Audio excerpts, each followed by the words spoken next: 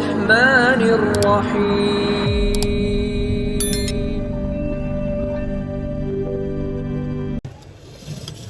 أعوذ بالله من الشيطان الرجيم بسم الله الرحمن الرحيم قل بفضل الله وبرحمته فبذلك فليفرحوا هو خير مما يجمعون صدق الله العلي العظيم قال النبي صلى الله عليه وآله وسلم إن الله اصطفى من ولد إبراهيم إسماعيل واصطفى من ولد إسماعيل بني كنانة واصطفى من بني كنانة قريشا واصطفى من قريش بني هاشم واصطفاني من بني هاشم قال جبرائيل محمد صلى الله عليه وسلم یا رسول اللہ قلبت مشارق الارض ومغاربها فلم اجد رجلا افضل من محمد ولم ارى بیتا افضل من بیت بنی ہاشم قال النبی صلی اللہ علیہ وسلم انا محمد وانا احمد صلی اللہ علیہ وسلم انا الماہی يمحو الله بي الكفر أنا الحاشر يحشر الناس على قدمي أنا العاقب لا نبي بعدي قال السيوطي رحمه الله ما من بيت أو مسجد أو محلة قرئ فيه مولد النبي حفت الملائكة او کما قال صلی اللہ علیہ وسلم. ایک تھوڑی کو لے سادہ نہ کریں. معزز محترم اسٹیج پر موجود علماء کرام، علماء اہل سنت، آج کی اس بزم کے بانی محفل جناب عزت مآب عاشق الرسول رئیس مشتاق احمد صاحب، آپ کے صاحبزادے برادر مکرم بھائی رئیس محمد عامر صاحب، تمام خاندان، اہل خانہ، حاضرین و سامعین، اللہ تعالی ہم سب کی حاضری قبول و مقبول فرمائے. کچھ لفظ ہوتے ہیں مشترک المعنی، لفظوں کی تبدیلی ہوتی ہے لیکن ان سب کا معنی مطلب مفہوم ایک ہی بنتا ہے. ولادت، میلاد اور مولد، یہ تین لفظ ایسے ہیں کہ ان سب کا معنی لغت میں ایک ہی بنتا ہے. برِ صغیر کی سرزمین پر پاک و ہند میں زیادہ تر سرور کائنات صلی اللہ علیہ وسلم کی آمد کی جو خوشی منائی جاتی ہے اسے عموماً میلاد شریف کے نام سے یاد کیا جاتا ہے. میلاد کا لفظ در حقیقت عربی زبان کا لفظ ہے. اردو میں اس لیے استعمال ہوتا ہے کہ اردو خود ایک لشکری زبان ہے. آپ فیروز اللغات مولوی فیروز الدین صاحب نے جو اردو الفاظ کے معنی پہ برِ صغیر میں سب سے پہلی اردو ڈکشنری جو چھپی ہے اس کا نام فیروز اللغات ہے.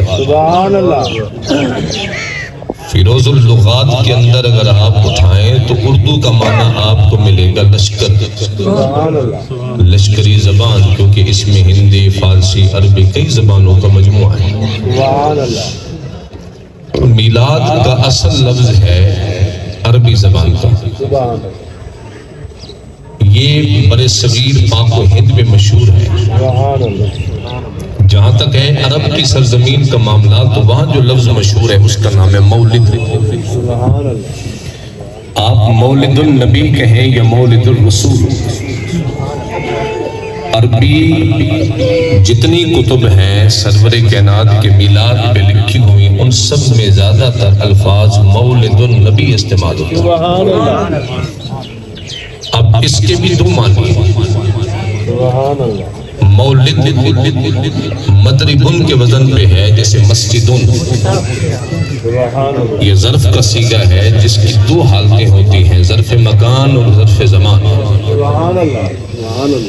اگر مکان کے معنی میں لیں تو پھر اس کا معنی بنے گا کہ مولد اس سرزمین یا اس خطے یا اس جگہ کا نام ہے جہاں رسول اکرم کی آمد ہوئی۔ اگر وقت کے معنی میں لیں تو معنی بنے گا اسم الوقت الذی ولد فیہ، یعنی اس وقت کا نام مولد ہے جس وقت رسول اکرم کی آمد ہوئی ہے۔ اور وقت کون سا تھا؟ آدم علیہ السلام سے تقریباً 6500 سال بعد، ابراہیم علیہ السلام سے کم و بیش 2585 سال بعد، سیدنا عیسیٰ علیہ السلام سے 570 سال بعد، سرزمین عرب، شہر مکہ المکرمہ، مکہ پاک میں ایک پہاڑ ہے جس کا نام ہے جبل ابو قبیس۔ اس پہاڑ کے قریب ایک گلی تھی جس گلی کا نام تھا سوق اللیل۔ اس گلی میں ایک محلہ تھا جس کا نام تھا بنی کشاشیہ یا بنی ہاشم۔ اس میں ایک گھر تھا جس گھر کے مالک کا نام تھا سیدنا عبد المطلب یا سیدنا عبداللہ۔ ربیع الاول کا مہینہ، تاریخ 12، دن سومار، وقت صبح صادق 4:20 کا جب وقت ہوا تو اللہ نے اس جہان کو منور کرنے کے لیے محمد مصطفیٰ کو بھیجا۔ اگر غور کیا جائے تو حقیقی آزادی میلاد کی حقیقی آزادی ہے۔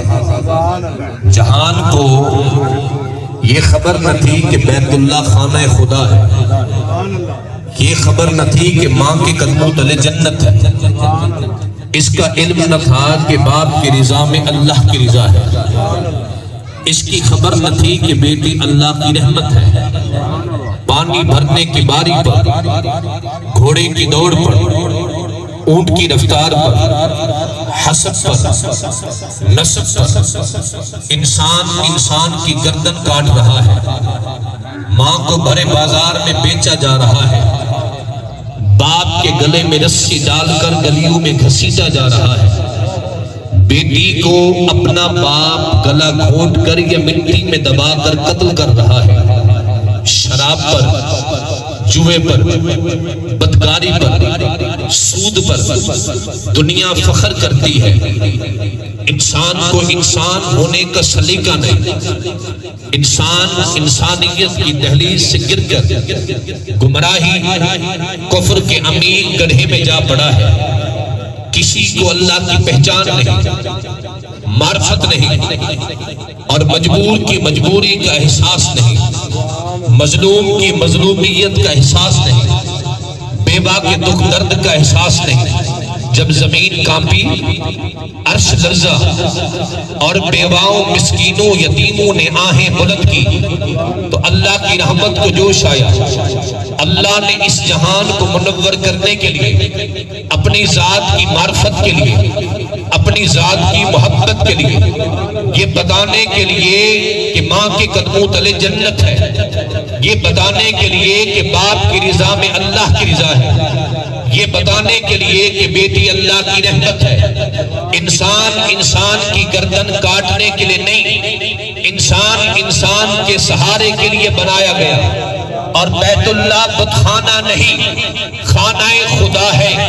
تو اللہ نے جس ہستی کے میلاد کا انتخاب کیا، وقت ہے 4:20، کالت اللیل، رات کی تمنا ہے اللہ کی شان مجھے عطا کر، کالت النہار، دن کی خواہش ہے اللہ یہ مقام مجھے عطا کر، تیرے محبوب کی آمد میرے اندر ہو، دن کی تمنا ہے اللہ کی شان مجھے مل جائے۔ اللہ کریم نے فرمایا کچھ وقت ایسے ہیں جن میں مانگے جانے والی دعا ہم نہیں کرتے. محبوب کی آمد کا وقت ہے، ہم برکت رات کو بھی دیں گے اور احترام شان دن کو بھی دیں گے. اللہ وہ وقت کون سا ہوگا؟ فرمائے جب میرے محبوب کی آمد ہوگی. منظر دیکھنا، جب رات جا رہی ہوگی دن آ رہا ہوگا. مصطفیٰ کی آمد کا وقت فرمائے ایسا ہوگا، رات کو بھی برکت ملے گی، دن کو بھی شان ملے گی. سیدہ آمینہ کہتی ہے میں دائیں دیکھتی ہوں نور ہے، بائیں دیکھتی ہوں نور ہے، فوق دیکھتی ہوں نور ہے، تحت دیکھتی ہوں نور ہے، قبل دیکھتی ہوں نور ہے، فرمائے خلف دیکھتی ہوں نور ہے. میں نے مکہ کی گلیوں میں نور دیکھا، میں نے اپنے کمرے کے اندر نور دیکھا، میرا کمرہ نور سے بھر گیا.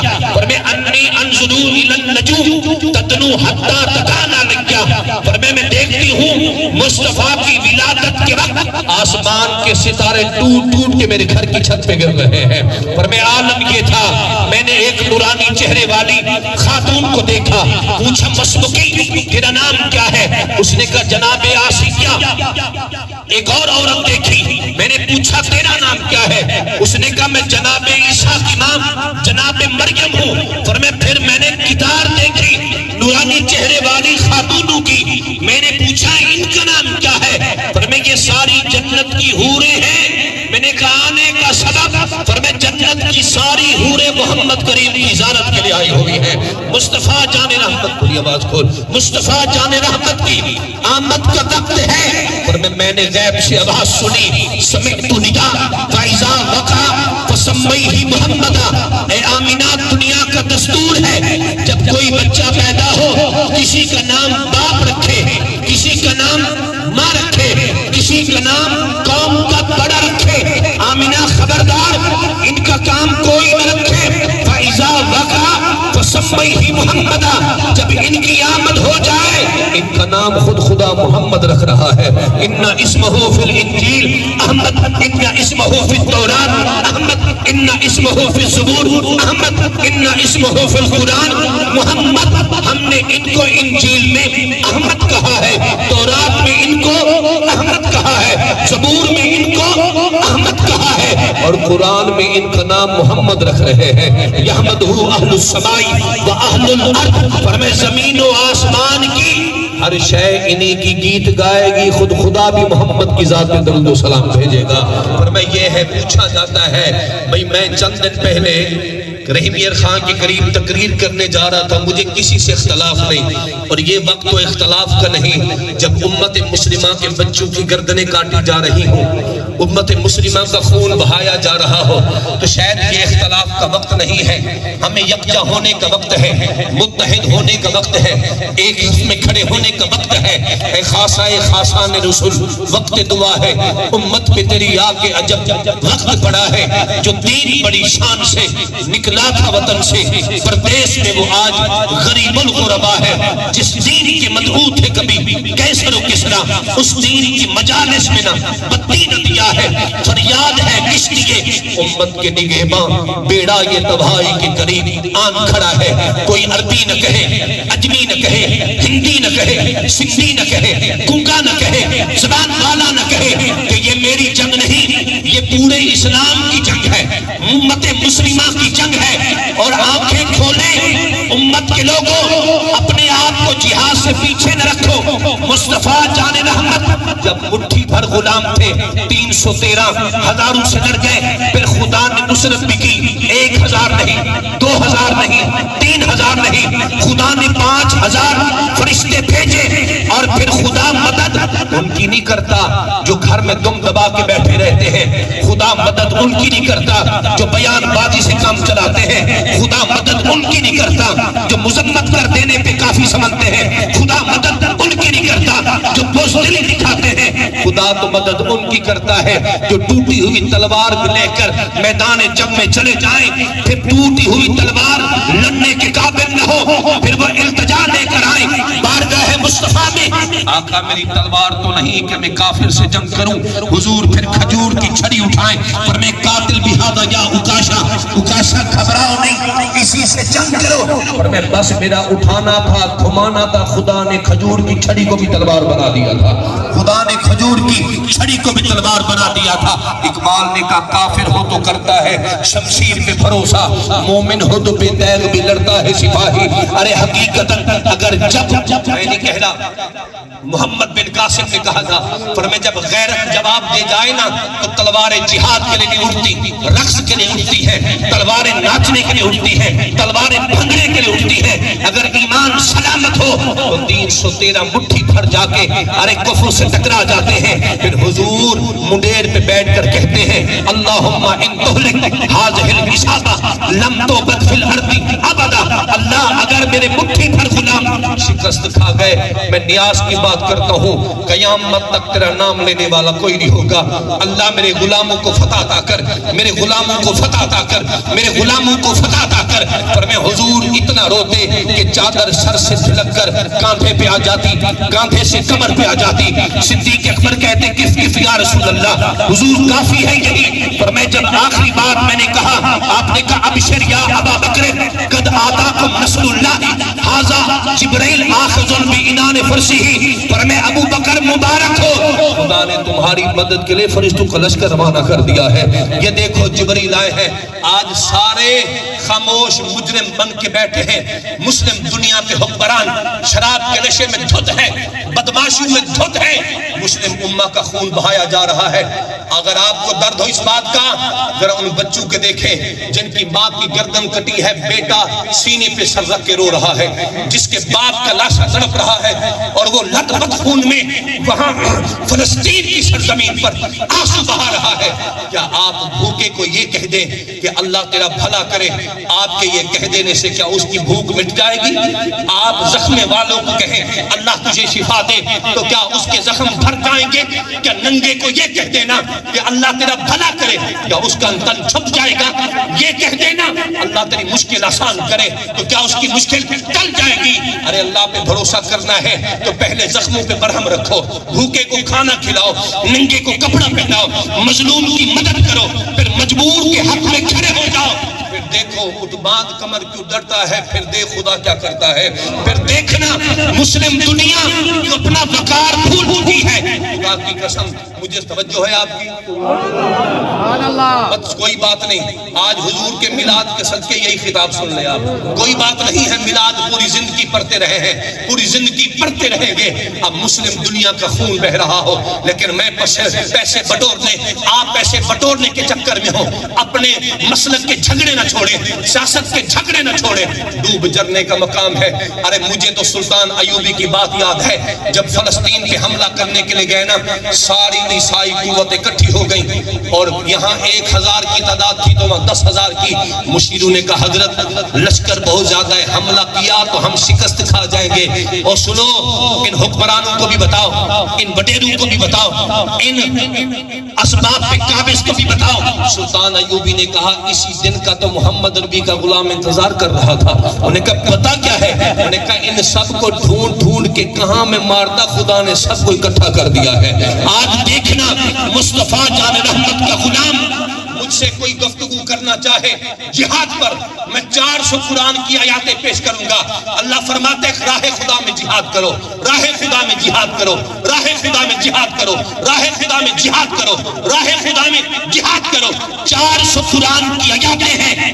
مصطفیٰ نے فرمایا جانتے ہو صحابہ افضل مجاہد کون ہے؟ حضور آپ بتائیں۔ فرمایا دشمن کی صف میں گھس جائے، دشمن کا جو آ رہا ہے سینے پہ کھائے، پشت پہ نہ کھائے۔ فرمایا پشت نہ دکھائے، فرمایا صحابہ لڑو خدا کے دین کی خاطر۔ دیکھ رہا ہوں کہ جنت کی حوریں تمہیں دیکھ کے مسکرا رہی ہے، جنت کی حوریں تمہیں دیکھ کر مسکرا رہی ہے۔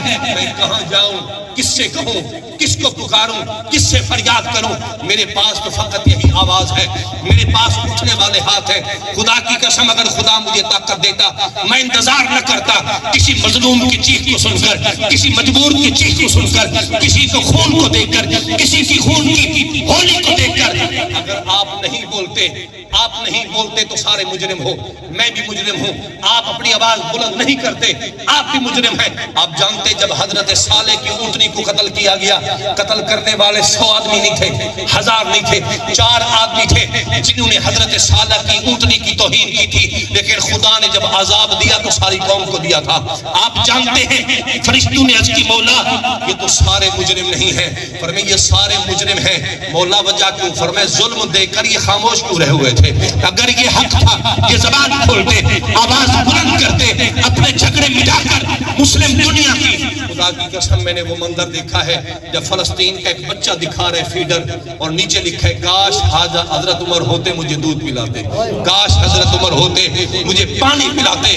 وہ منظر ہمیں نہیں بھولتا جب حضرت عمر جیسا جلیل القدر مدینہ کی گلیوں میں چکر لگا رہا ہے، رونے کی آواز آتی ہے، حضرت عمر کے قدم ٹھہر گئے، جذبات ٹھہر گئے، کان لگایا تو آواز آ رہی ہے، ماں کہہ رہی ہے بیٹے تھوڑی دیر انتظار کرو کھانا تیار ہونے والا ہے۔ آپ سمجھے شاید ہانڈی پکنے میں دیر ہو گئی ہے، لیکن پھر بھی دل میں سراب رہا، گھوم کے آئے تو پھر کان لگایا، بچے ویسے رو رہے ہیں۔ حضرت عمر پھر چلے گئے، تیسری مرتبہ جب پلٹ کے آئے نا آپ سے برداشت نہ ہوا، فتقل باب دروازہ کھٹکھٹایا، اندر سے کسی مظلوم عورت نے آواز دی من انتا تو کون ہے؟ فرمایا میں جو بھی ہوں یہ بتاؤ تم انہیں کھانا کیوں نہیں کھلاتی ہے؟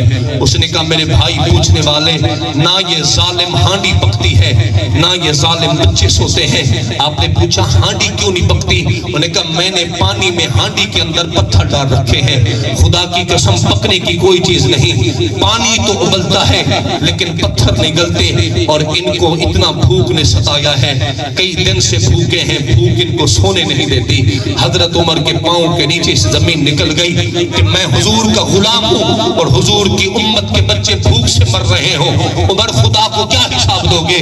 دوڑ کے گئے، بیت المال سے گھی کا کنستر اٹھایا، آٹے کی پوری اٹھائی، غلام نے دیکھ کر کہا حضور مجھے دے میں اٹھاتا ہوں۔ فرمایا ہٹ جاؤ اسلم، آج عمر کو خود ہی وزن اٹھانے دو۔ حضور میں آپ کا غلام جو ٹھہرا، فرمایا ضد نہ کرو اسلم۔ جب اس نے ضد کی فرمایا لکھ کر دے اگر میرا وزن یہاں اٹھاتے ہو تو قیامت کے دن بھی عمر کا وزن اٹھا لینا۔ انہوں نے کہا حضور کون کس کا وزن اٹھائے گا؟ فرمایا ہٹ جا پھر اسلم، عمر کو خود وزن اٹھانے دے۔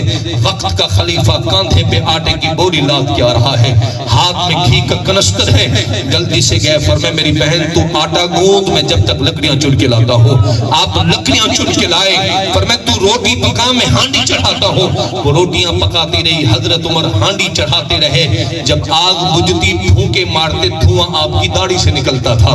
فرمایا یہ منظر اس عورت نے بیان کیا، فرمایا جب بچے کھانا کھا کے سو گئے نا تو بکری کے بچے کی طرح اگلے ہاتھ رکھ کر گھٹنوں پہ حضرت عمر کبھی ادھر جاتے کبھی ادھر آتے۔ اس نے کہا بھائی میں سمجھی نہیں یہ کیا کر رہے ہو؟ فرمایا کھلونا بن کے ان کو ہنسانے کی کوشش کر رہا ہوں، جتنا دیر یہ روئے ہیں کاش اتنا دیر یہ مسکرا پڑے تو میرا بھلا ہو جائے گا۔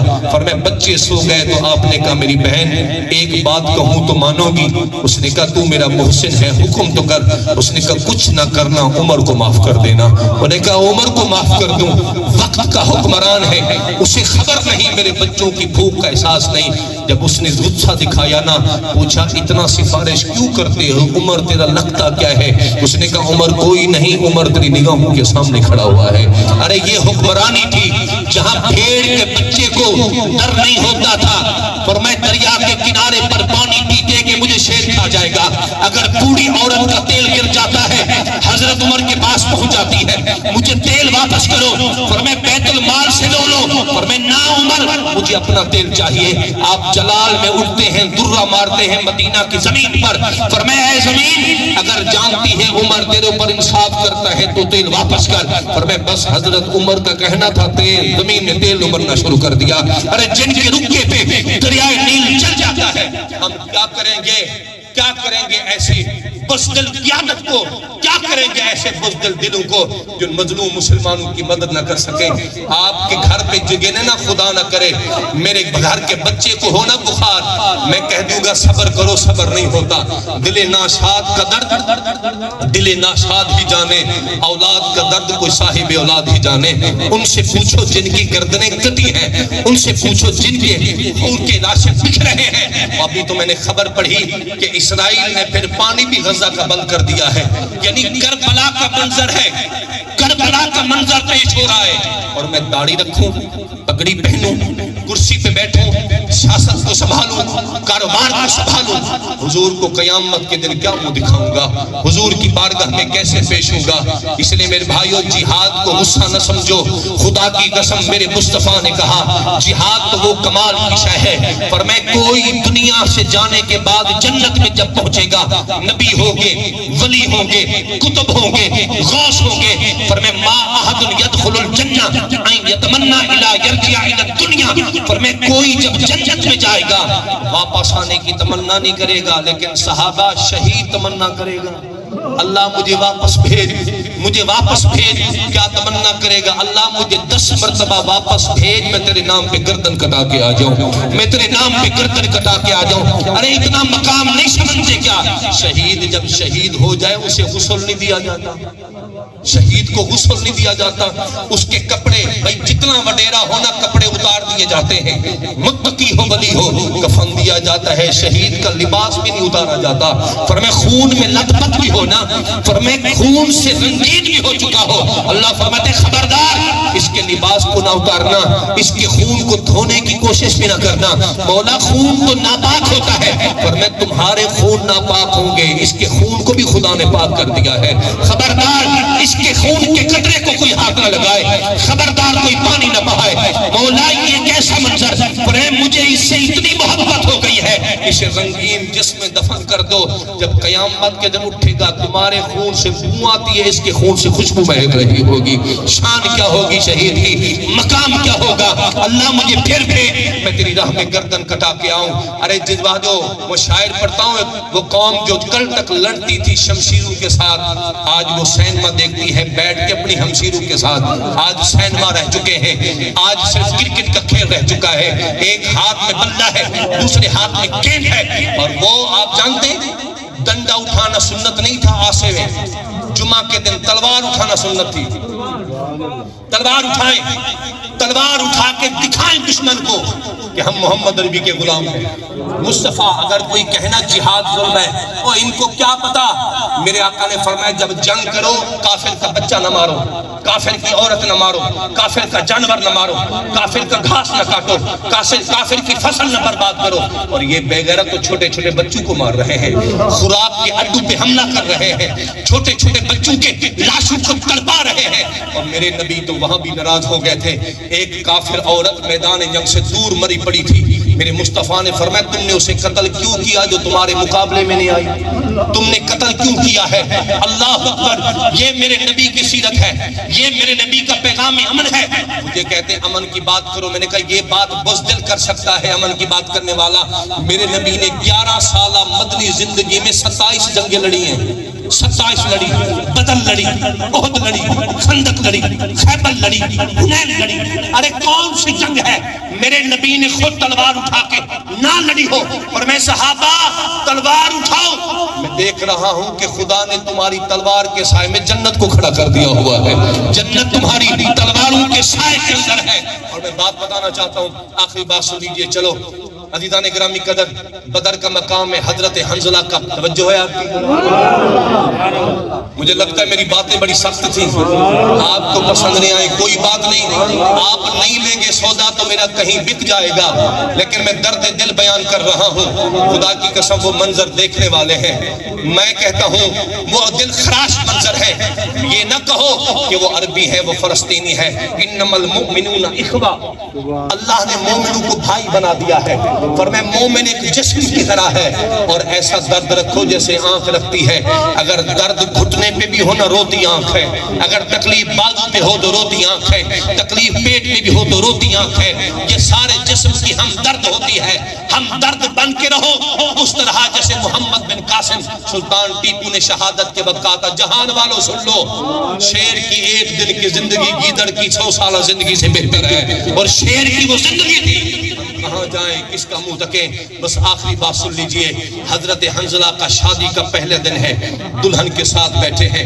اللہ اکبر کبیرہ، ادھر سے حضرت بلال نے آواز دی اٹھو نبی کے چاہنے والوں، مصطفیٰ نے تمہاری قربانی مانگی ہے، اٹھو تو صحیح۔ حضرت حنظلہ نے اعلان سنا تو اٹھے، بیوی نے دامن پکڑ لیا پیچھے سے، آپ نے پیچھے موڑ کے بھی نہیں دیکھا، پر میں یہی کہے گی نا کہ مجھے لے آئے ہو اب جا رہے ہو جنگ میں، پتہ نہیں غازی ہو کے آتے ہو نہیں آتے، شہید ہوگے تو مجھ جوان کا کیا بنے گا، پر میں کان کھول کے سن لے، تجھ جیسی ہزاروں بھی ہوں میری جان پہ زیادہ حق محمد مصطفیٰ کا ہے، تجھ جیسی ہزاروں بھی ہوں تو حضور کے دین پہ قربان لڑتے لڑتے شہید ہو گئے، حضور سب کے جسم مل گئے، حنظلہ کا جسم نہیں ملا، آقا نے خاموشی اختیار کی، فرمایا جاؤ فلاں مقام پہ حنظلہ کا جسم رکھا ہے، فرمایا جب لینے گئے نا موتی کی طرح پانی کے قطرے ہیں اور خوشبو بہک رہی ہے، حضور یہ منظر کیسا، فرمایا اللہ تعالیٰ کو حنظلہ کی ادا پسند آئی، خدا نے ان کو غسل جنت کے پانی سے دلوایا ہوا ہے،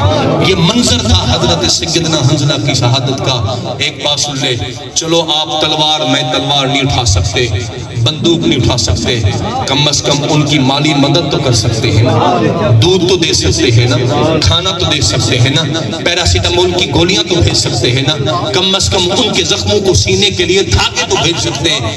اگر کوئی ایسا منظر بنے تو پھر کوئی بندہ پیچھے نہ رہے، ان کی مدد کرے، ان مظلوم مسلمانوں کی مدد کرے۔ اللہ تعالیٰ فلسطین کے مسلمانوں کی غیب سے مدد فرمائے، اللہ تعالیٰ ظالم کو اس کے کیفر کردار تک پہنچائے۔ وآخر دعوانا ان الحمدللہ۔